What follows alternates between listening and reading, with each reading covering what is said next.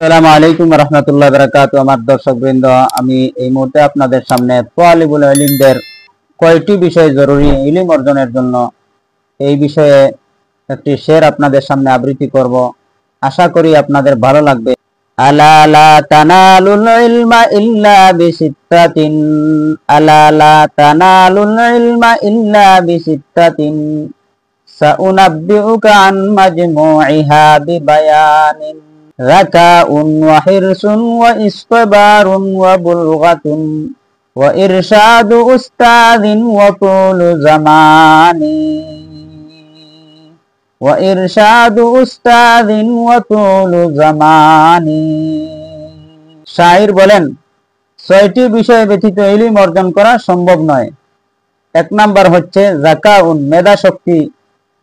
মেধা শক্তি ছাড়া ইলম অর্জন করা সম্ভব নয়। কেননা ইলমের গভীরতা অনেক বেশি। গভীর সমুদ্রের মধ্যে ডুব দিতে হলে, ইলমের গভীরতার মধ্যে ডুব দিতে হলে প্রখর মেধার অধিকারী হওয়া লাগবে এবং আমল আখলাকও ভালো হওয়া লাগবে। দুই নাম্বার হিরসুন, ইলমের প্রতি সীমাহীন মাত্রার লোভ লালসা থাকা লাগবে। ইলম অর্জনের প্রতি যদি কারো লোভ লালসা না থাকে, যদি উদাসীনতা এবং অবহেলা অলসতা থাকে, তার আগ্রহ উদ্দীপনা না থাকে, তাহলে কোনো ছাত্রের জন্য, কোনো তালবার জন্য ইলম অর্জন করা সম্ভব হবে না। প্রকৃত ইলমের স্বাদ সে পাবে না। ইলমে ওয়াহির স্বাদ পেতে হলে ইলমের লোভ হাসিল করা লাগবে।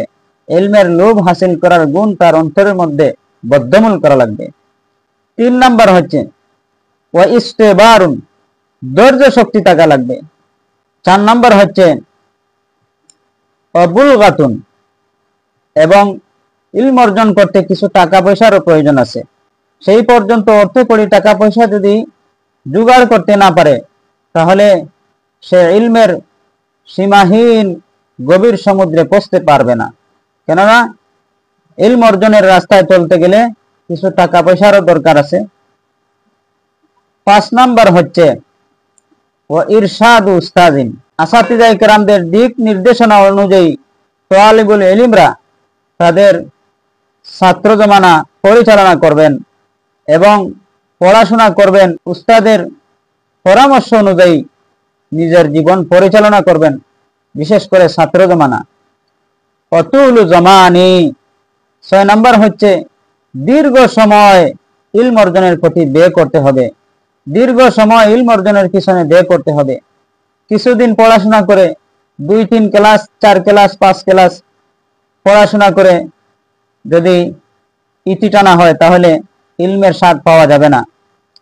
অথবা যদি টপকি দিয়ে 4-5 ক্লাস পড়াশোনা করে কেউ টাইটেল পর্যন্ত, এক লাফে কেউ টাইটেলে উঠে যায়, দৌরায় হাদিসে উঠে যায়, আর সে দৌরায় হাদিস সম্পন্ন করে ফেলে, তাহলেও সে ইলমের স্বাদ পাবে না। ইলমের স্বাদ পেতে হলে আস্তে আস্তে আস্তে আস্তে সে কি করতে হবে? অগ্রসর হতে হবে এবং তাহকিকীভাবে সে আস্তে আস্তে অগ্রসর হতে হবে। পরিপূর্ণ ইলমের স্বাদ পেতে হলে দীর্ঘ সময় ইলমের পিছনে ব্যয় করতে হবে। মাদ্রাসায় উস্তাদের নিকট কাটাতে হবে। কিতাবাদের পিছনে নিজের সময়কে ব্যয় করতে হবে।